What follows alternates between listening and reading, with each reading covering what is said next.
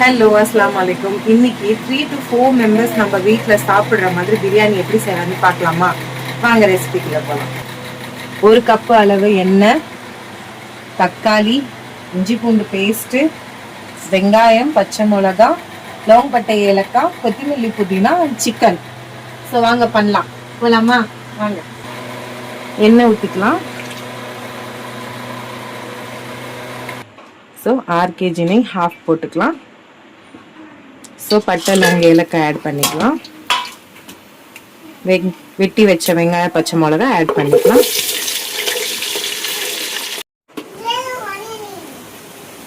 So pinkish ஆயிடுச்சு. Onion நல்லா கலந்து விட்டுக்கலாம்.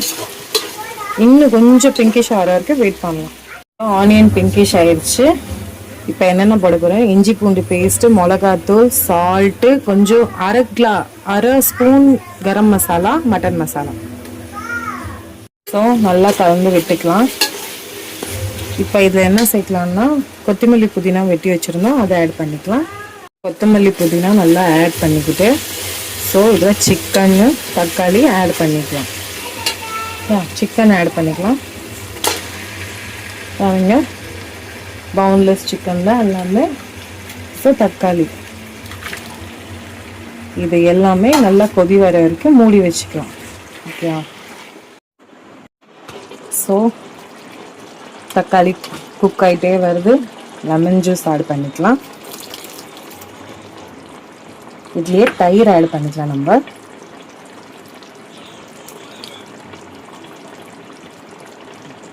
நல்லா கலந்து விட்டுக்கலாம். இது நல்லா ஜூஸியாக டெம்பிங்காக கொஞ்சம் கெட்டி கிரேவி ஆகிற வரைக்கும் வெயிட் பண்ணி ஒரே ஒரு மூடி வினிகர் போட்டுக்கலாம். எனக்கு தக்காளி நல்லா குக் ஆகணும் சீக்கிரமாக. ஃபைனலாக எல்லாமே மிக்ஸ் பண்ணிட்டோம். இது ஒரு 5 to 15 minutes வரைக்கும் நல்லா குக் ஆகிற வரைக்கும் நம்ம மூடி வச்சுக்கலாம். நல்லா குக் ஆகிட்டோம் ஒரு வாட்டி. ஸோ இப்போ பார்க்கலாம் எவ்வளோ குக் ஆகிருக்கு. ஆல்மோஸ்ட். வாவ், எவ்வளோ டெம்பிங்காக இருக்குது பாருங்கள். இது பாருங்க, இன்னும் கொஞ்சோண்டு குக் ஆகினோடனே நம்ம ரைஸை போட்டு தேவையான அளவு தண்ணி ஊற்றி க்ளோஸ் பண்ணிக்கலாம். பாருங்க ஃப்ரெண்ட்ஸ், எவ்வளோ டெம்பிங்காக இருக்குது. நல்லா ஜூஸியாக இருக்குது. ஸ்மெல்லே என்னை அப்படியே இழுக்குது.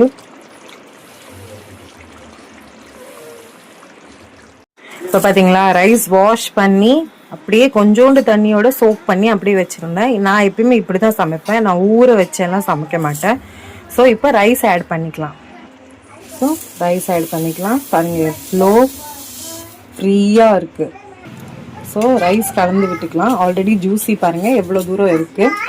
ஸோ நம்மளுக்கு எவ்வளோ தண்ணி தேவையோ அவ்வளோ தண்ணி மட்டும் ஒரு 2 கிளாஸ் ஒரு 3 கிளாஸ் அவ்வளோதான் அளந்து ஃபுல்லாக நம்ம மூடி வச்சுக்கலாம். ஸோ தண்ணி ஊற்றியாச்சு. இப்போ மூடி வச்சுக்கலாம். கரெக்டாக ஒரு 10 minutesக்கு அப்புறம் பார்க்கலாம்.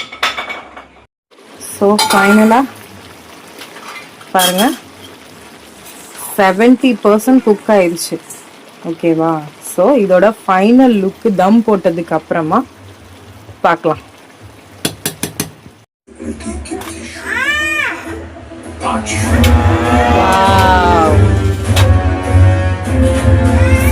ரைஸ் பாருங்க,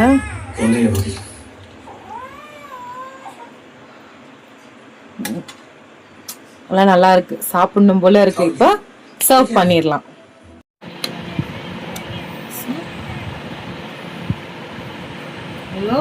ஃப்ரீயா இருக்கு பாருங்க ரைஸ்.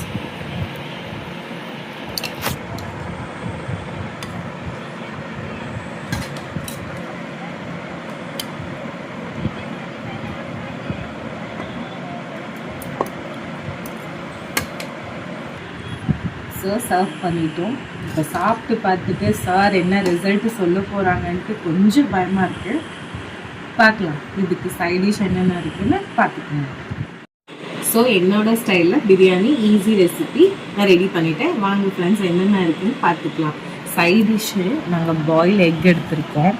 அதுவும் இல்லாமல் என்னோடய ஃபேவரட் சட்னி இது தயிர் பச்சடி தான். ஆனால் இது கொஞ்சம் டிஃப்ரெண்ட்டானது. எப்படின்னா இதில் புதினா சட்னியும் ஆடபிளாக இருக்குது, பெப்பர் எல்லாம் சேர்ந்து. இது மாதிரி ஒரு வாட்டி ட்ரை பண்ணி பாருங்கள். இதோட ரெசிபியும் நான் போடுறேன் கூடிய சீக்கிரமாக. இதில் ஆனியன் டொமேட்டோ ஆட் பண்ணியிருக்கேன், எனக்கு ஃபேவரெட். ஸோ வாங்க சாப்பிட்லாம். நல்லா கார சரமாக இருக்குது. இதே நம்ம சிக்கன் வச்சு சாப்பிட்டோம்னா செம்மையாக இருக்கும்.